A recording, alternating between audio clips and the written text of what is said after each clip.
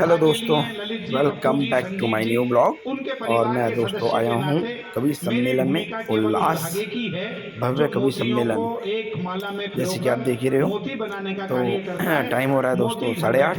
तो आज मैंने रात में ब्लॉग चालू करा सिर्फ इस छोटे से कवि सम्मेलन के लिए। ठीक है दोस्तों, तो जितनी देर मैं रुकूंगा उतनी देर का मैं ब्लॉग अपने माध्यम से आपको दिखा दूंगा, वीडियो के माध्यम से। ठीक है दोस्तों, अगर पसंद आए तो वीडियो को लाइक कीजिएगा एंड चैनल को सब्सक्राइब कीजिएगा। कुछ नौजवान साथी हों ताकि हम सबकी बात, हम सबकी प्रार्थना, हम सबकी वंदना माँ के चरणों तक पहुँचे।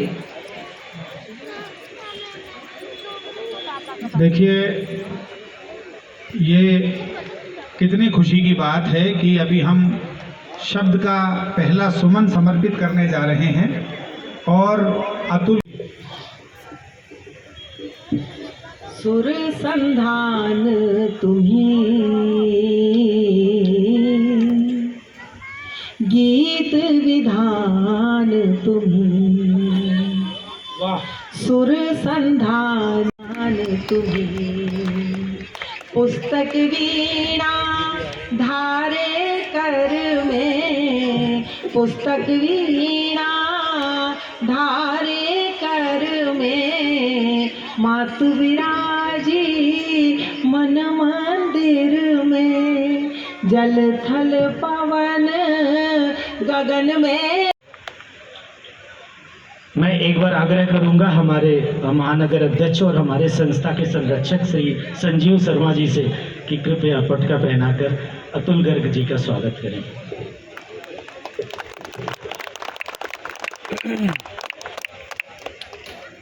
फिर से चल भी देते हैं, रुकते थकते हैं, फिर से चल भी देते हैं। कर्म अच्छा करो तो कृष्ण फल भी देते हैं। और सारी दुनिया में एक हम ही हैं, सारी दुनिया में एक हम ही हैं। चांद को अर्घ जो सूरज को जल भी देते हैं, चांद को अर्घ जो सूरज को जल भी देते हैं, चांद को अर्घ जो सूरज को जल भी देते हैं। जैसा कि प्रवीण जी ने बताया कि मैं श्रृंगार लिखती हूँ, श्रृंगार अब तक कही है जो वो बातें अनकही समझो, अगर समझो तो दिल से ही, जहन से तुम नहीं समझो, अगर समझो तो दिल से ही, जहन से तुम नहीं समझो। हृदय की बंद परतें खोल कर रख दी सभी मैंने, हृदय की बंद परतें खोल कर रख दी सभी मैंने। ये तुम पर है कि तुम मन को गलत समझो, सही समझो। ये तुम पर है कि तुम मन को गलत समझो, सही समझो। ये तुम पर है कि तुम मन को गलत समझो, सही समझो। चार पंक्तियाँ और देती हूँ इसी तरह की कि घटाकर गम को तुम मेरे खुशी को दो गुना कर दो, घटाकर गम को तुम मेरे खुशी को दो गुना कर दो। हमारी गलतियाँ हंस कर सभी तुम मन सुना कर दो, हमारी गलतियाँ हंस कर सभी तुम मन सुना, सभी तुम मन सुना कर दो। नहीं कुछ और चाहत है, नहीं शिकवे शिकायत कुछ, जरा सा प्यार ठंडा है इसे तुम गुनगुना कर दो, जरा सा प्यार ठंडा है इसे तुम गुनगुना कर दो। और चार पंक्तियाँ और भी देती हूँ। बहुत अच्छे। इस नववर्ष के नाम एक गीत पढ़ना चाहता हूँ। अगर क्या है जिसने तेरे दिल में इतनी हिम्मत भर दी है, तुझ में देश प्रेम की ताकत तन पर फौजी वर्दी है। हमें बचाने हर दुश्मन के पीछे भाग रहे हो तुम। हम सोते हैं नींद चैन की क्योंकि जाग रहे हो तुम, हम सोते हैं नींद चैन की क्योंकि जाग रहे हो तुम। मैं एक गीत पढ़ता हूँ, एक सीधा सच्चा गीत, एक कविता के प्रेमियों के बीच, सीधे सच्चे लोगों के बीच एक सीधा साधा गीत। बहुत अच्छी। बूढ़ी आंखें माँ, सैनिक की माँ क्या सोचती है जब उसको खबर मिलती है कि मेरा बेटा शहीद हो गया। उस माँ की पीड़ा को इस मंच में साझा करता हूँ। बूढ़ी आंखें देखे रास्ता जिसके लौट के आने की, बूढ़ी आंखें देखे रास्ता जिसके लौट के आने की, उस बेटे को जल्दी थी सरहद पर जान लुटाने की। उस बेटे को जल्दी थी सरहद पर जान लुटाने की। बूढ़ी आंखें देखे रास्ता जिसके लौट, एक बार तालियां जरा पूरा सदन बजा दे। बूढ़ी आंखें देखे रास्ता जिसके लौट के आने की, उस बेटे को जल्दी थी सरहद पर जान लुटाने की। उस बेटे को जल्दी थी सरहद पर जान लुटाने की। अभी अभी निकला था घर से, कहा था जल्दी आऊंगा। अभी अभी निकला था घर से, कहा था जल्दी आऊंगा। लंबी छुट्टी लेकर घर में लंबा वक्त बिताऊंगा। लंबी छुट्टी लेकर घर में लंबा वक्त बिताऊंगा। किसे पता था इतनी लंबी छुट्टी पर चल जाएगा। किसे पता था इतनी लंबी छुट्टी पर चल जाएगा। यादों में रह जाएगा, घर लौट के फिर न आएगा। यादों में रह जाएगा, घर लौट के फिर न आएगा। कितनी बातें बची हुई थी सुनने और सुनाने की। कितनी बातें बची हुई थी सुनने और सुनाने की। उस बेटे को जल्दी थी सरहद पर जान लुटाने की। उस बेटे को जल्दी थी सरहद पर जान लुटाने की। माँ को उसकी पत्नी नजर आती, तब माँ कहती है, अभी चढ़ा था घोड़ी पर वो खूब सजा क्या सहरा था। अभी चढ़ा था घोड़ी पर वो खूब सजा क्या सहरा था। आंखों से ओझल नहीं होता, क्या मुस्काता चेहरा था।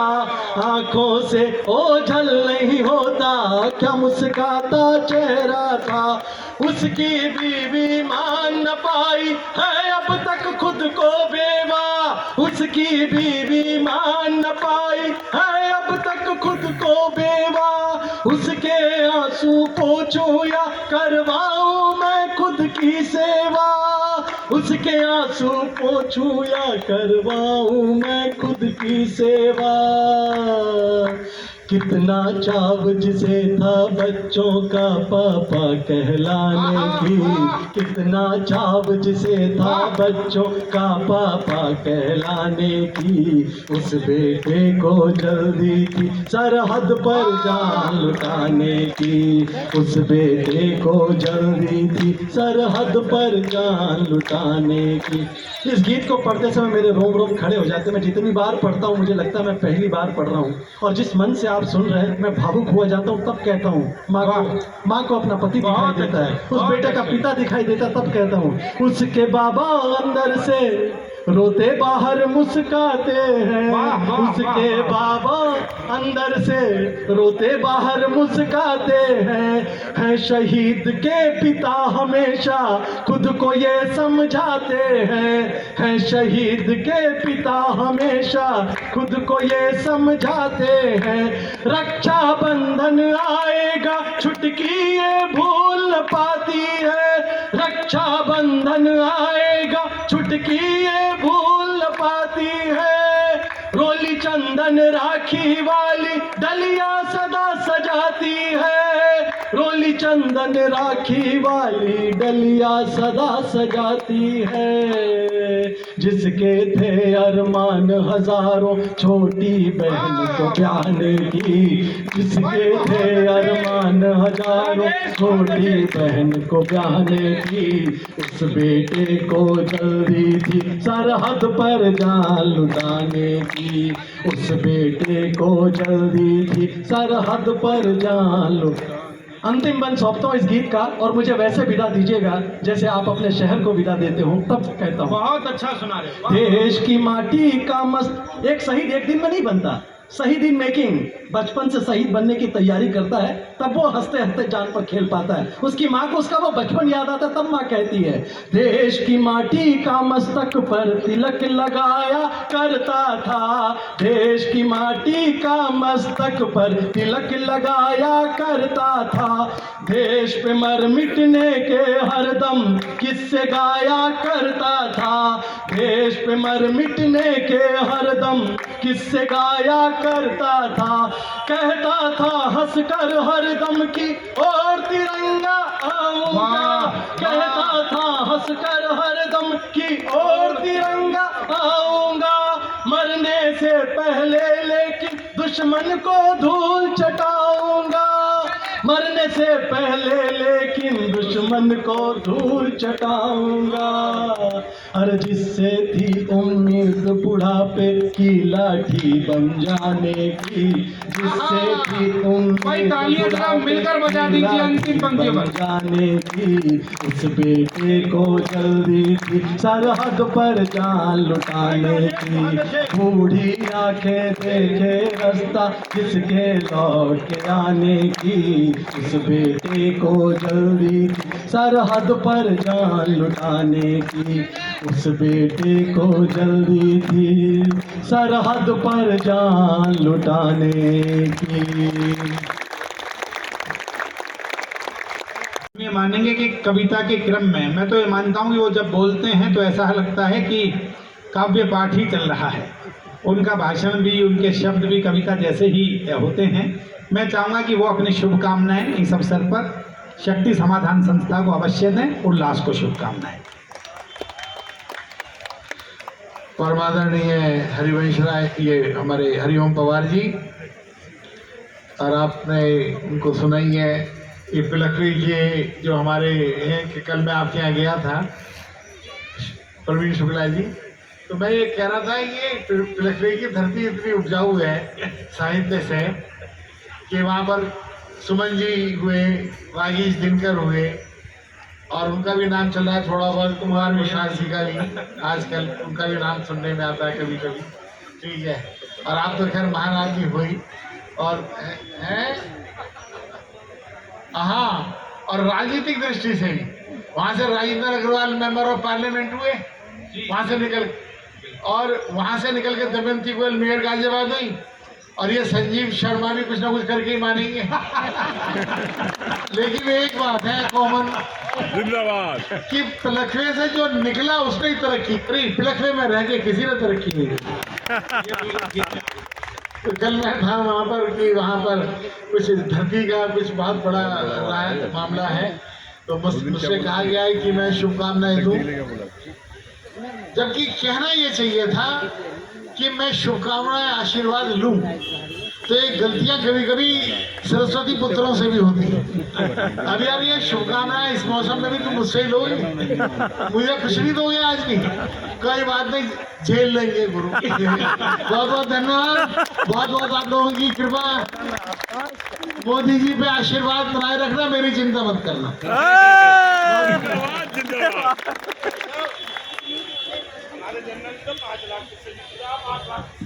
मैंने कहा ना कि वो थोड़े में भी बहुत कुछ कह देते हैं। मैंने कहा था कि शुभकामनाएं।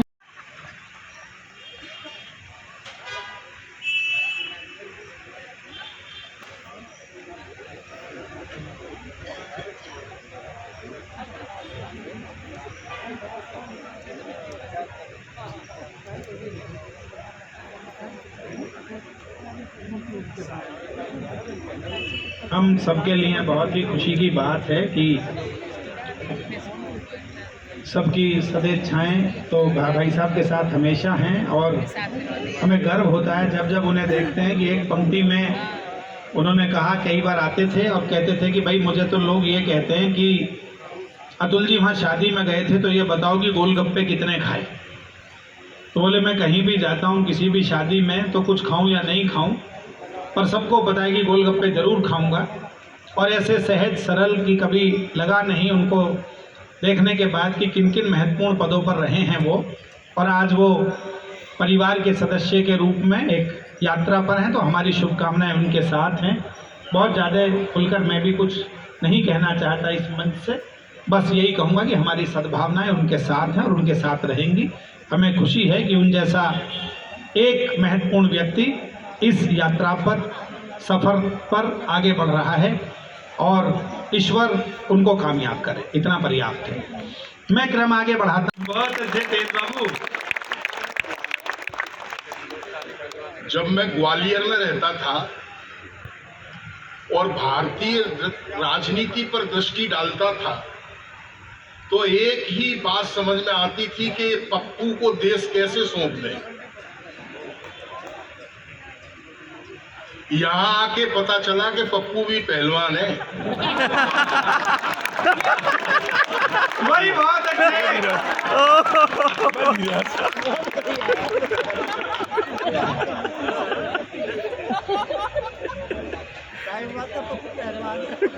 अतुल जी अभी थे हमारे बीच, पवार जी के पांव छूने आए थे। राजनीति की साइज समझ उनमें कम थी। ऐसे आदमी के पांव छू के गए जिसके घर में खुद के अलावा दूसरा वोट नहीं है।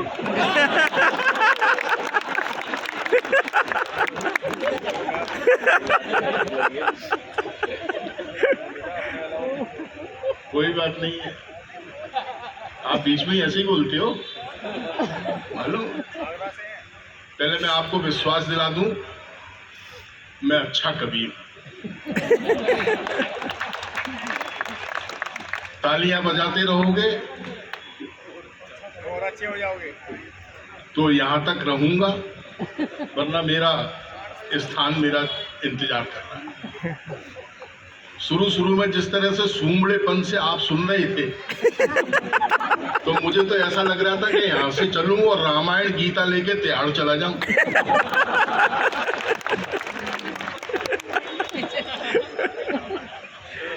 बहुत बढ़िया। ललित जायसवाल जी हमारे बहुत पुराने दोस्त हैं। पप्पू जी बड़े लंबे समय के बाद में आया हूं, बहुत मोहब्बत दी है आप लोगों ने मुझे। इतने साल बाद आया हूं तो ये भी चेक करने आया हूं कि मोहब्बत देना आप भूल तो नहीं गए। आनंद लीजिए व्यंग की। तो बहुत छोटा सा विद्यार्थी हूं मैं व्यंग का। पहले 4 पंक्तियां मेरा पढ़ने का मन है। आप सबका आह्वान करता हूं और भाई साहब को समर्पित करता हूं 4 पंक्तियां, बल्कि पूरे मंच को समर्पित करता हूं। ये मेरे छोटे भाई हैं, ये बहुत तारीफ करते हैं मेरे विषय में कि ये है ये वो है। मैं अगर हूं तो केवल 4 पंक्तियों का रचनाकार हूं जो आपको सुनाने जा रहा हूं, और उसके बाद तो कवि सम्मेलन का तमाशा है जो मैं करूंगा। 4 पंक्तियां सुन लेना आप, ऐसा सुनना। युग की टेर लिए बैठी है, युग की टेर लिए बैठी है, मन के फेर लिए बैठी है। रघुनंदन अब तो आ जाओ, शबरी बेर लिए बैठी है। क्या बात है।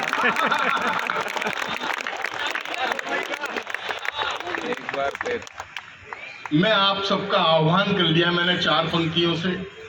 मुझे आशीर्वाद मिल गया आदरणीय हरिओम पवार जी का। वे इस समय हमारे हिंदुस्तान की इस वाचिक परंपरा के मंच की सबसे बड़ी जवाबदेही है।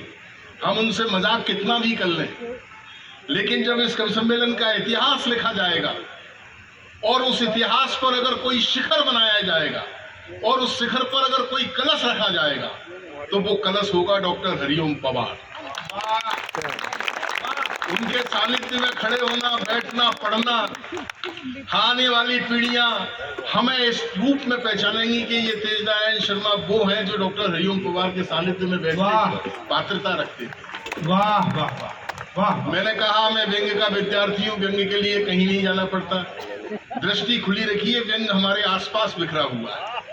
5 नहीं पूरे 500 रुपए थे, क्योंकि ये वास्तव में अंधा है। कोई बात अच्छे। सब ताली नहीं बजाओगे तब तक ये हाथ नहीं चलेगा।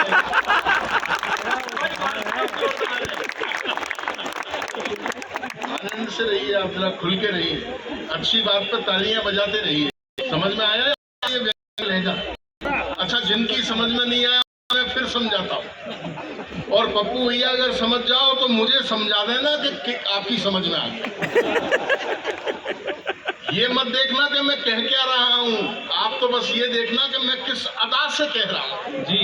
बस उस अदा पर आपकी मोहब्बत चाहता हूँ मैं। शालीमार गार्डन के लोगों, दो विधवाएं आपस में बातचीत कर रही थीं। दो विधवाएं आपस में बातचीत कर रही थीं। एक विधवा ने दूसरी विधवा से कहा, मुझे तो इन सुहागिनों को देखकर तरस आता है। इन सुहागिनों से अच्छी तो हम विधवाएं हैं। कम से कम हमें पता तो है कि हमारे पति कहाँ हैं।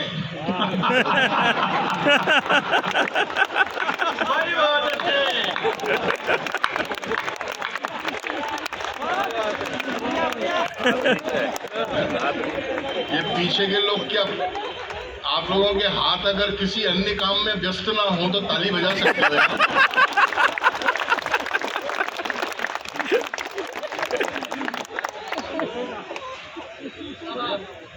सबकी समझ में आ रहा है? अच्छा, जिनकी समझ में नहीं आ रहा है मैं उन्हें खुद फिर समझा, और समझ जाओ तो फिर मुझे समझा देना। हमने बड़े दिनों बाद उल्लास का मौसम आया है, हमने वो काल भी देखा, कोरोना से निकल के आए हुए लोग हैं हम। हमने सोचा नहीं था कि हम इस तरह बैठ करके उल्लास मनाएंगे। आपने देखा होगा वो समय एक के बाद एक अर्थियां, एक के बाद एक अर्थियां। वो एक अर्थी पर मेरी दृष्टि गई है, और व्यंग जो पैदा हुआ उस व्यंग का आनंद लेना, इशारा समझना। क्या हुआ सर?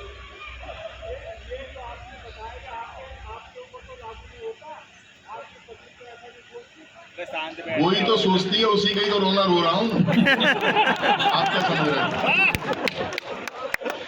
ये गलती से समझेगी, मेरा तो नहीं बता। क्या मेरा दुख आपके दुख से टकरा गया क्या?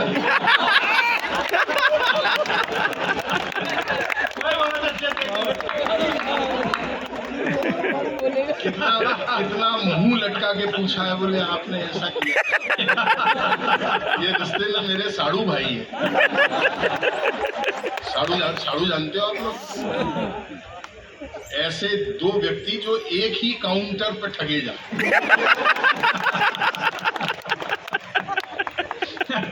नीचे बैठ के मेरे मुंह मत लगना सा। प्रकृति भी कहती है जो ऊपर खड़ा हो उसके मुंह नहीं लगना चाहिए, ऊपर वाले के कभी मुंह ना लगे। तो एक अर्थी जा रही थी, 4 आदमी उसे ले जा रहे। मैंने कहा भाई ये कौन? बोले साहब ये तो कोरोना है, खुद मर गया आज। मैंने यार कमाल है, इतना भयंकर वायरस, ये खुद मर गया, इसको कौन सा वायरस लग गया? तो वो उसमें से अर्थी में से उठ के कोरोना वायरस बोला। बोले भैया मैं वायरस से नहीं मरा हूं, मैं तो रेडियो पे मन की बात सुन के मरा हूं। आनंद लिया आपने। का यही तेवर है। इस देश की सबसे बड़ी परेशानी क्या है? इस देश की सब परेशानी जनसंख्या नहीं है, इस देश की परेशानी राजनीति भी नहीं है, इस देश की परेशानी बेरोजगारी भ्रष्टाचार की नहीं है। इस देश की जो मूल परेशानी है वो ये है कि जब मैंने हिंदू का चेहरा लगाया तो मुझे मुसलमानों ने पीटा, जब मैंने मुसलमान का चेहरा लगाया तो मुझे हिंदुओं ने पीटा, बाद में मैंने सिख का चेहरा लगाया तो मुझे हिंदू मुसलमान दोनों ने मिलकर पीटा, और आखिरी में मैंने एक खूबसूरत औरत का चेहरा लगाया, फिर तीनों ने एक दूसरे को पीटा।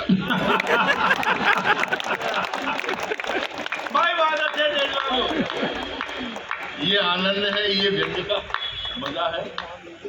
तो वो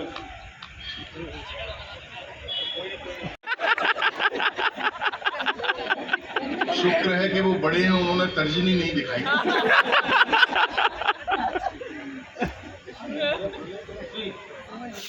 व्यंग का ये लहजा, कहो कुछ, सुनो कुछ और समझो कुछ। एक एक व्यंग का आनंद लेना शालीमार के लोगों। ये इतना सारा मैंने खेल किया आप लोगों को जमाने के लिए, एक एक व्यंग का आनंद। बजट सत्र पर भाषण देते हुए अग्रिम पंक्ति की जिम्मेदारी है साहब। ये धरती पर बैठे हुए लोग हैं, हिंदी कविता का सौभाग्य के इतने जीनियस लोग नीचे बैठ करके सुन रहे हैं। इससे बड़ा सौभाग्य हिंदी कविता का क्या होगा। बजट सत्र पर भाषण देते हुए हमारी सरकार ने कहा हम लोगों के मनोरंजन के लिए शीघ्र ही नए चिड़ियाघर खोलेंगे। मैंने कहा ये फिजूल खर्ची क्यों, जबकि आप लोग हो।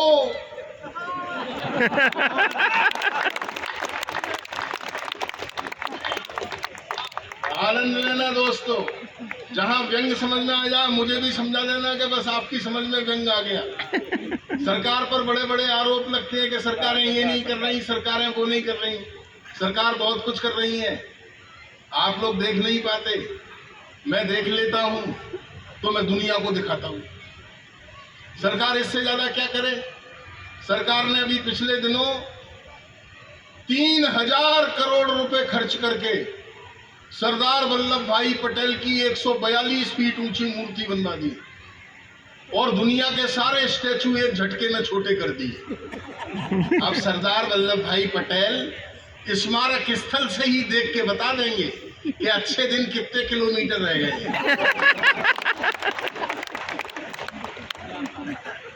और दोस्तों, ये जुमले में वो सुना रहा हूं जो पूरी दुनिया में मेरे नाम से बदनाम हुए।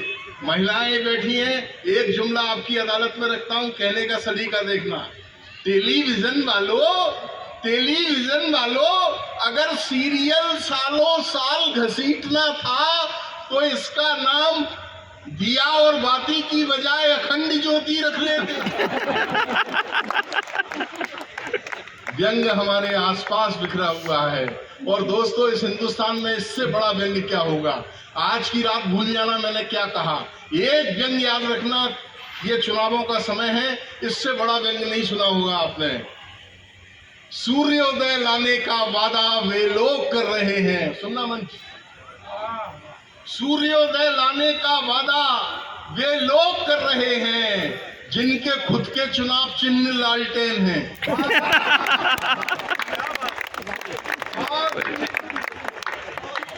लेकिन चिंता मत करिए, इतनी सारी विसंगतियों के बावजूद ये देश कल भी जिंदाबाद था, ये देश आज भी जिंदाबाद है, ये देश कल भी जिंदाबाद रहेगा।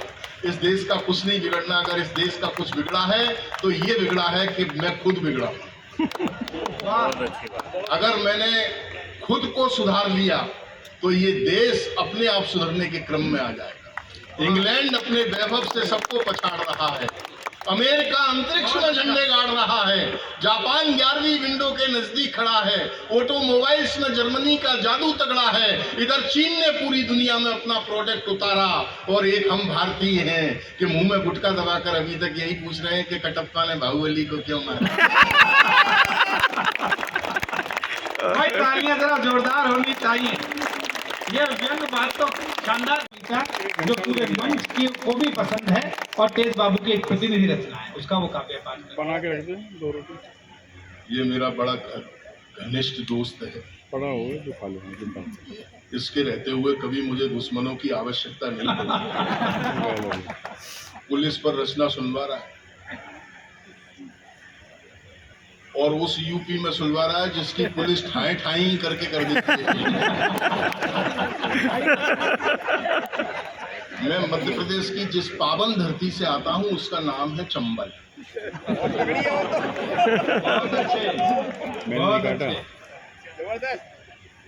भौगोलिक स्थिति ऐसी है कि हर तीसरा घर डाकू का है। मैं दूसरे नंबर के घर से निकला हूं। पुलिस पर एक मेरी बहुत बदनाम कविता है, काफी समय हो गया नहीं सुनाई है, लेकिन अब चूंकि आग्रह है तो मैं सुना देता। एक छोटा सा निवेदन कर देना चाहता हूं कि इस कविता का उत्तर प्रदेश की पुलिस से कोई लेना देना नहीं। ये हमारी मध्य प्रदेश की पुलिस के लिए लिखी थी मैंने। और मध्य प्रदेश पुलिस का कोई लठैत अगर यहाँ बैठा हो तो वो ये मान के चले कि मैं चाइना की पुलिस की चर्चा कर रहा हूँ, क्योंकि मुझे राजी खुशी घर भी जाना है। एक बार हुकुम दे दीजिए।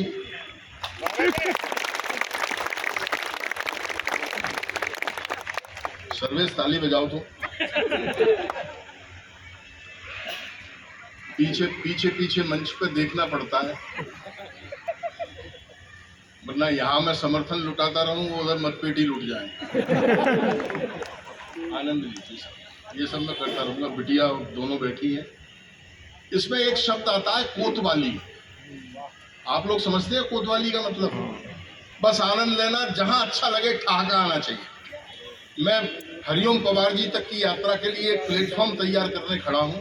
मेरी ड्यूटी है, मन से सुनो जी, इशारे में सुनना। व्यंग्य होता क्या है?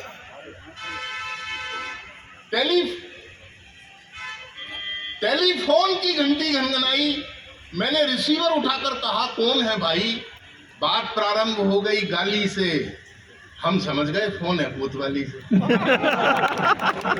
भाई वाह, तालियां खूब आनी चाहिए। देखो शालीमार गार्डन के लोगों, खुशनसीब लोग हो आप लोग, जो ललित जायसवाल जैसे, पप्पू पहलवान जैसे लोग हैं, जो आपको लाखों रुपया खर्च कर करके ये रास्ते देते हैं। कभी इन कवियों को बुला के देखना, तब पता लगेगा आपको कितने महंगे हैं। इस मंच पर हमेशा आरोप लगते हैं कि कविताएं नहीं रहीं। कविताएं आज भी जिंदा हैं, हम जैसे लोग जिंदा हैं। कविताएं केवल तब मरी जब कविता करने का समय था और उसे सराहने वाले लोग चुप्पियां साधे। बहुत अच्छे। इसलिए कविता के इस पावन यज्ञ को बचाना है तो उसकी सराहना आपको करना पड़ेगी, वरना आकाश मार्ग से जो 140 चैनल हमारे घरों में हमारी संस्कृतियों को प्रदूषित कर रहे हैं, उससे बचने का अगर कोई एक मंच है, वो केवल हिंदी कविता का मंच है जो उसे बचा सकता है। जहां अच्छा लगे, जिस कवि का अच्छा लगे, खुल के दाद दीजिए। बुरा लगे वो भी दाद दीजिए। पवार जी आज बहुत मुस्कुरा रहे हैं। जो जैकेट पहने हुए हैं वो सिर्फ आज तक ही उनकी है, यानी कि मैं उनको ले जाऊंगा। लालची नहीं है, उनका दिल तो दे गया। टेलीफोन की घंटी झंझनाई, मैंने रिसीवर उठाकर कहा कौन है भाई, बात प्रारंभ हो गई गाली से, हम समझ गए फोन है कोतवाली से। 2 फूल का उड़न खटोला, एक दरोगा टाइप का मुझसे बोला कौन बोल रहे हैं आप? मैंने कहा मैं बेचैन हूं भाई बाप। शर्म करो, खुदा से डरो, शिष्टाचार के किस दुराग्रह को सह रहे हो? मुझ जैसे घटिया आदमी को आप कह रहे हो? प्यारे, पुलिस का मूल मंत्र है, वैसे भी ये लोकतंत्र है। यहाँ पापियों के पाप को पाप नहीं कहते, और पुलिस वाले कितनी भी मुसीबत में हो, आम आदमी को कभी आप नहीं कहते। वाह वाह वाह। वैसे भी ये लोकतंत्र है, यहाँ पापियों के पाप को पाप नहीं कहते, और पुलिस वाले कितनी भी मुसीबत में हो, आम आदमी को कभी आप नहीं कहते। शिष्टाचार, वो भी इतना निशंक। अरे ओ पुलिस डिपार्टमेंट के नाम पर कलंक। भूल से भी किसी पुलिस वाले ने आम आदमी को आप कह दिया तो सच मानना मुझे ऐसा लगता है जैसे सरेआम बाप को बाप कह दिया। मोहब्बत आती। भूल से भी किसी पुलिस वाले ने आम आदमी को आप कह दिया तो सच मानना मुझे ऐसा लगता है जैसे सरेआम बाप को बाप कह दिया। सरकारी आलू छोला, दरोगा मुझसे बोला पुलिस के शिष्टाचार को मत तकिए। मैंने कहा काम क्या है बकिए। वो बोला हमारे डिपार्टमेंटली मैखाने में, यानी शहर के पवित्र थाने में कल गांधी जयंती मनाने का प्रयोजन है। साथ में दारू है, डैश डैश डैश भोजन है। आप तो इस समाज की साफ सुथरी छवि हैं। सुनने में आया है प्रसिद्ध कवि हैं। आपकी तरक्की में हमारे डिपार्टमेंट का बहुत बड़ा हाथ है। पुलिस और कवि का तो चोली दामन का साथ है। अरे हम फरेबी ही सही मगर यथार्थ हैं, आपकी कविताओं के कच्चे पदार्थ।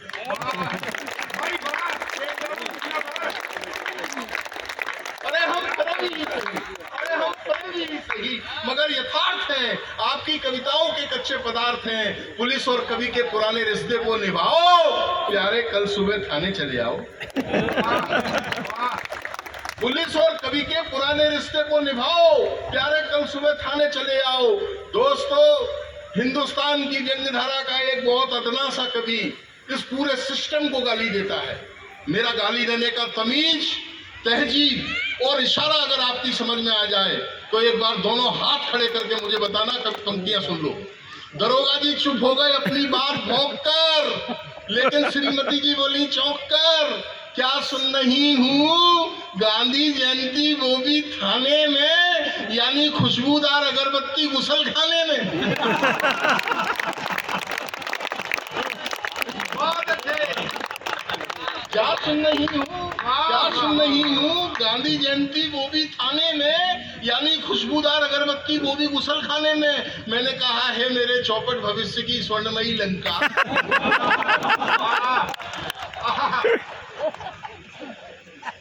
महिलाओं ने भी तालियां बजाई। तालियां इसलिए बजाई कि वो जानती हैं कि लंका कौन होती है। मैंने कहा है मेरे चौपट भविष्य की स्वर्णमयी लंका, पुलिस के चरित्र पर करती है शंका। अरे पुलिस जब ठान लेती है तो जैसी औरतों के सैकड़ों बयान लेती है, और बयान देते देते अच्छी अच्छी सतियों के जिस्म थक जाते हैं। कई अबलाओं के बयान तो थाने में ही पक जाते हैं, कई अबलाओं के बयान तो थाने में ही पक जाते हैं।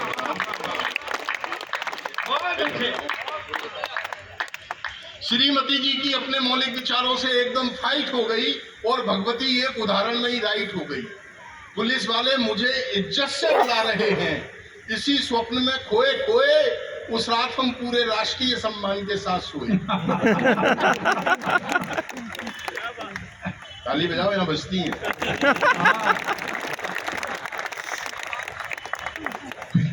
पुलिस वाले मुझे इज्जत से बुला रहे हैं, इसी स्वप्न में खोए खोए उस रात हम पूरे राष्ट्रीय सम्मान के साथ सोए। सुबह उठे, उठकर नहाए, नहाने के बाद बासे पराठे भी हमने क्रीम रोल की स्टाइल में खाए। सुबह उठे, उठकर नहाए, नहाने के बाद बासे पराठे भी हमने क्रीम रोल की स्टाइल में खाए। तभी श्रीमती जी की मुस्कान में लिपटी इतर की गाड़ी आ गई, और इधर सड़क की छाती पर अपना चरित्र रगड़ती पुलिस की गाड़ी आ गई। तभी श्रीमती जी की मुस्कान में लिपटी इतर की गाड़ी आ गई, और इधर सड़क की छाती पर अपना चरित्र रगड़ती पुलिस की गाड़ी आ गई। 3 सिपाही, 1 दरोगा, 2 दीवान। मैंने सोचा अम्मा खास गांधी जयंती है या गुंडा अभियान। हाथ पांव कांप गए। पुलिस वाले मेरे इस फर्नीचर को भाप गए, बोले क्या खूबसूरत ग्लांस है, क्या थाने चलने का आपका पहला चांस है। मैंने अपने जीवन का सारा अनुभव उनके सामने रखा। मैंने कहा भैया थाने का मजा तो हमने आज तक नहीं चखा। वो बोले ठीक है, अपने अनुभव अपने पास में रखो, गाड़ी तैयार है, बैठो और आज चखो। वाह वाह दोस्तों, ये सारी बकवास भूल जाना, माफ कर देना। कविता की अंतिम 16 पंक्तियां सुना रहा हूं, जिसके लिए मैंने ये कविता लिखी है। एक जीवंत रचनाकार किस दृष्टि से सिस्टम को देखता है, उस सिस्टम का एक पूरा खाका आपके सामने खींचता हूं। मुझे भरपूर तालियों से विदा करना। थोड़ा सा धुआं उठा, आकाश में छा गया, मैं 5 मिनट बाद शरीर सहित थाने में आ गया। वाह, ये उठती हुई नजरों ने मुझ पर कई प्रश्न दागे। मुझे बिठा दिया गया महात्मा गांधी की तस्वीर के ठीक आगे। यद्यपि तस्वीर पर माला पड़ी थी एक फूल की, लेकिन किसी को चिंता नहीं थी उस तस्वीर पर जमी धूल की। भाई क्या बात है, एक बाबू जिंदाबाद। यद्यपि तस्वीर पर माला पड़ी थी एक फूल की, लेकिन किसी को चिंता नहीं थी उस तस्वीर पर जमी धूल की। जब तक सह सकता था तब तक मैंने सहा। पास में खड़े एक एसपी साहब से कहा, यार एक आध सिपाही बुलवाओ, कम से कम इस तस्वीर पर जमी धूल को तो हटवाओ। एसएसपी साहब ने मेरे कान पर अपना मुंह लगाया, बल्कि एक बहुत बड़े रहस्य पर से पर्दा। कोई बात नहीं भाई साहब, मैं जिस ग्वालियर से आता हूँ वो तानसेन की नगरी है। तानसेन जब गाते थे तब हिरन आते थे।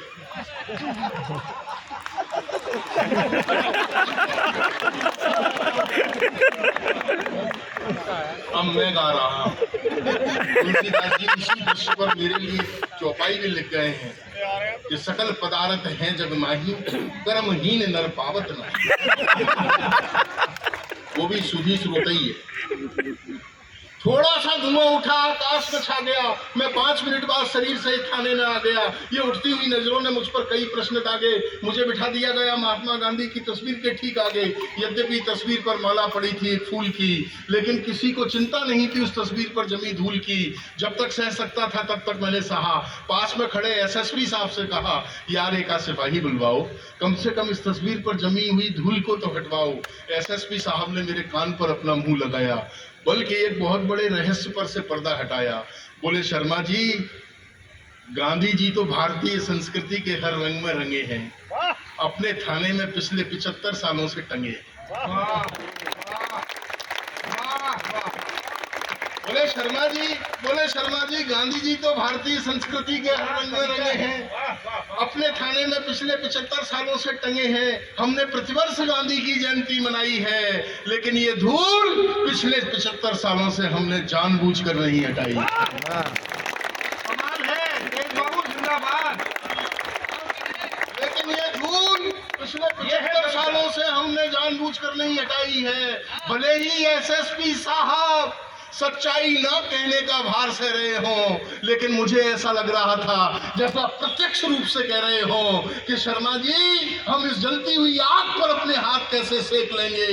जिस दिन तस्वीर पर से धूल हट गई उस दिन गांधी जी थाने की असलियत नहीं देखेंगे।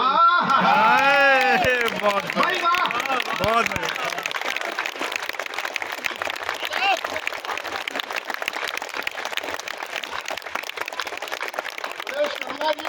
बोले, शर्मा जी, हम इस जलती हुई आग पर अपने हाथ कैसे सेक लेंगे। जिस दिन इस तस्वीर पर से धूल हट गई उस दिन गांधी जी थाने की असलियत नहीं देख लेंगे। खैर, तस्वीर पर जैसी की तैसी धूल थी, मेरे कहने पे हट जाएगी ये मेरी भूल थी। अंत में मैंने यही विचारा, अपनी चेतना को पूरी तरह निखारा। तस्वीर पर जमी धूल का हर आलम हर गया। अच्छा हुआ जो गांधी तू मर गया, अच्छा हुआ जो गांधी तू मर गया, अच्छा हुआ जो गांधी तू। भाई टाइम हो रहा है 12:30, लेकिन कवि सम्मेलन में मज़ा आ गया दोस्तों। पहले तो थकावट इतनी हो रही थी, मन नहीं कर रहा था जाने का, लेकिन वहाँ पहुँचने के बाद सारी थकावट उतर गई। ठीक है दोस्तों, तो बस घर आ गया था और वीडियो बहुत लंबी आप लोगों के लिए बनाई मैंने, लेकिन सुनने में तो आपको भी मज़ा आया होगा। ठीक है दोस्तों, थैंक यू पूरी वीडियो देखने के लिए। अगर मज़ा आया हो तो जो नए सब्सक्राइबर हों प्लीज़ चैनल को सब्सक्राइब कर देना और वीडियो को लाइक कर देना। मिलते हैं नेक्स्ट व्लॉग में। बाय बाय दोस्तों।